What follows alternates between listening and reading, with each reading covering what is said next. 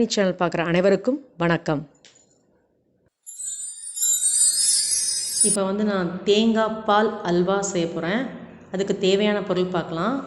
2 தேங்காய் எடுத்திருக்கேன், தேவையான அளவு நாட்டுச்சக்கரை, தேவையான அளவு திராட்சை, முந்திரி, பாதாம், ஒரே 1 டீஸ்பூன் மட்டும்தான் நெய். அது எதுக்கு அப்படின்னா அந்த திராட்சை முந்திரியை வறுக்கிறதுக்கு. வாங்க பார்க்கலாம். தேங்காய் பால் அல்வா செய்கிறோம் இல்லையா, அந்த பால் எடுக்கிறதுக்காக தேங்காவை நான் பீஸாக கட் பண்ணியிருக்கேன். மிக்சியில் போட போகிறேன். இங்கே பாருங்க, தேங்காய் பால் அல்வா. பால் எடுத்துகிட்டேன் நான். இப்போ நான் ஊற்றுறேன். 2 தேங்காய் எடுத்திருக்கேன். பாருங்க பால். இதை கை விடாமல் கலரிட்டே இருக்கணும். சிம்மில் தான் வைக்கணும், ஃப்ளேம் அதிகம் வைக்க வேண்டாம்.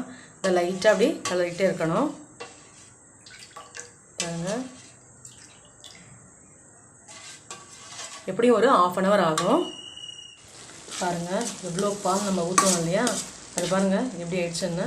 இப்படி தான் திரண்டு வந்துடும். தண்ணியே கொஞ்சம் கூட இருக்கக்கூடாது. அப்படியே பால்கோவா பார்த்துக்கு எப்படி திரண்டு வருமோ அதே மாதிரி தான். இதில் வேறு எந்த இன்க்ரீடும் சேர்க்க போகிறது கிடையாது. அது மட்டும் இல்லாமல் தாய்ப்பாலுக்கு அடுத்தபடியாக சொல்கிற ஒரே பால் தேங்காய் பால் தான்.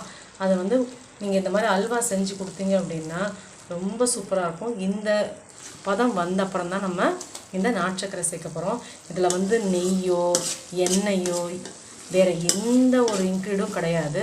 இந்த நாட்டுச்சக்கரை சேர்த்த உடனே உங்களுக்கு அப்படியே எண்ணெய் ஃபுல்லாக கக்கும். அதையும் நான் காமிக்கிறேன். பாருங்கள், எடுத்து வச்சுருந்தீங்க நாட்டுச்சக்கரை, அதை ஃபுல்லாக அதனால் ஆட் பண்ணிட்டேன்.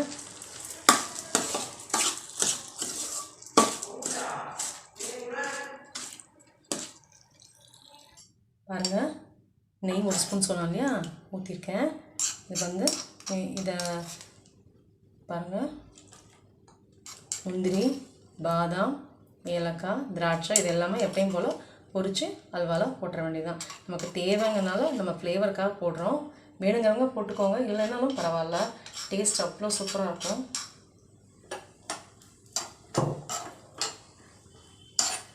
திராட்சை சொல்லியிருந்தாலே போட்டுறேன். அதை கொஞ்சம் அது லைட்டாக வேகட்டும்.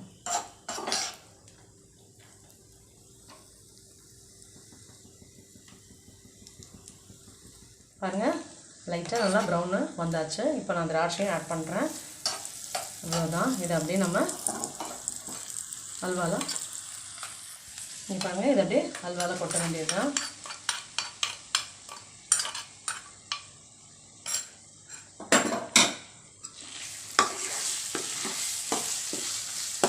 பாருங்கள், வாசம் அதான் சொல்கிறேன், வாசம் தெரியல வீடியோனால்.